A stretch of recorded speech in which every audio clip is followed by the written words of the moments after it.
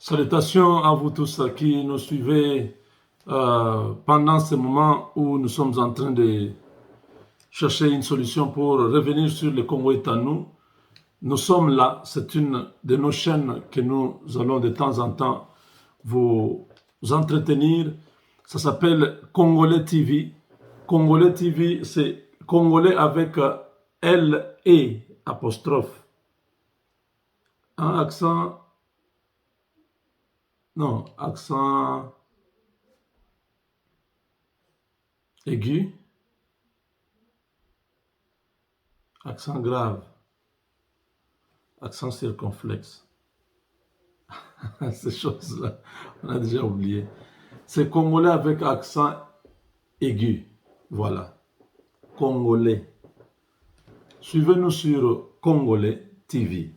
Donc voilà, Congolais TV, je ne sais pas si je peux retrouver ça ici. Congolais TV, where are you? Congolais TV. Congolais TV. Abonnez-vous massivement, vraiment, pour que vous ne puissiez pas rater nos émissions.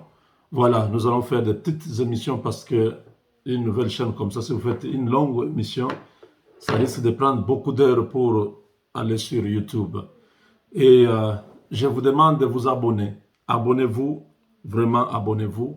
Sur le Congo est à nous, nous n'émettons pas. Je vous ai fait une vidéo là-bas juste pour vous informer que nous sommes sur Congolais TV en attendant que nous puissions remettre la chaîne en service. Voilà. Mes chers amis, c'est beaucoup de choses à l'est. Le feu est allumé, la débandade est totale. Les militaires congolais qui étaient des agents de service de Kagame et de Museveni sont en difficulté. Une première partie de ces militaires haut gradés, colonels, tout ça, ont été rappelés à Kinshasa. Mais leurs chefs, donc les généraux, sont encore dans le coin. Les généraux qui s'occupent de l'armée à l'est du Congo ne sont pas d'accord avec la décision de pouvoir remplacer de nouvelles unités, de nouvelles troupes. Le gouvernement congolais a annoncé depuis le 30 avril un régime d'exception, un régime qui va être dirigé par l'armée, un état de siège dans les provinces du Nord Kivu et de l'Ituri, ravagées par les violences des groupes armés. La mise en exécution de ces régimes d'exception doit nécessiter les remplacements, les déplacements des commandants de FARDC et des troupes actuelles en opération dans les deux provinces et les remplacer par de nouvelles forces militaires. Ça, c'est une décision que Félix Tshisekedi avait prise depuis 48 heures. Donc, à l'est du Congo, on ne veut rien savoir. Tous les militaires qui sont là-bas vont être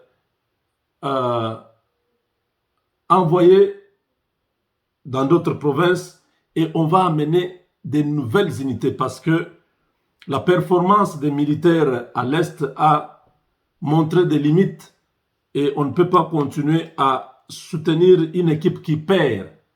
On soutient une équipe qui gagne. Ça fait plusieurs années que les violences ne se sont pas, n'ont pas baissé. Au contraire, les violences ont encore fait beaucoup de victimes ces derniers temps. Donc, la nécessité au commandant suprême de prendre une décision qui s'impose pour sauver cette partie de la République. Au sein de ces groupes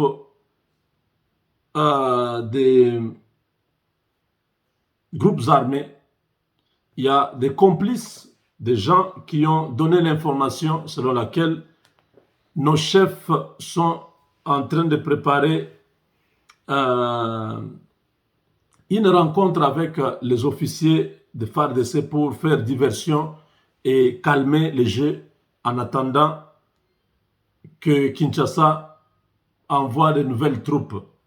Mais au sein de FARDC, on signale qu'il y a une mutinerie, une révolte au sein de l'armée qui est en préparation pour saboter Félix Tshisekedi et créer une rébellion que même Félix ne sera pas en mesure de maîtriser.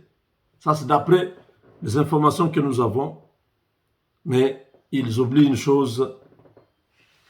Félix Tshisekedi n'a pas perdu une seule bataille depuis qu'il est au pouvoir. Donc, ils sont déjà perdants. La France est déjà dans les coups pour soutenir Félix Tshisekedi au niveau international. Parce que cette guerre va aller jusqu'au Rwanda, jusqu'en Ouganda.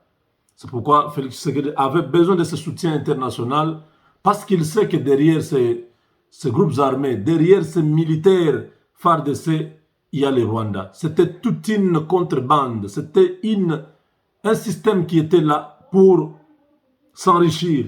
Et aujourd'hui, décider de les faire partir, ça sera une bataille sans fin. Donc voilà pourquoi nous sommes là pour vous dire que la mutinerie qui se prépare à l'Est n'est pas une fiction, c'est une réalité.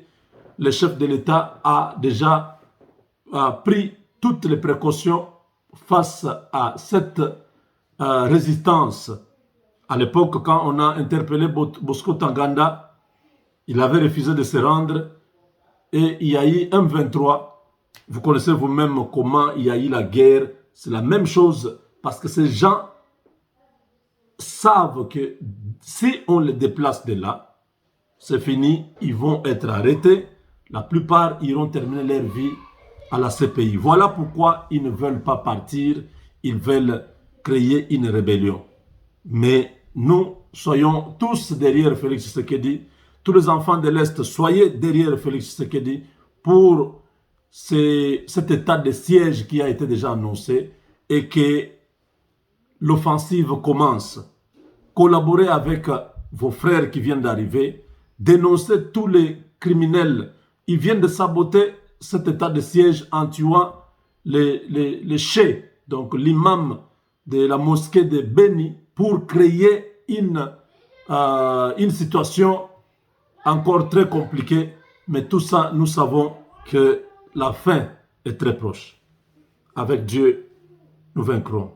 La congolisation est en marche.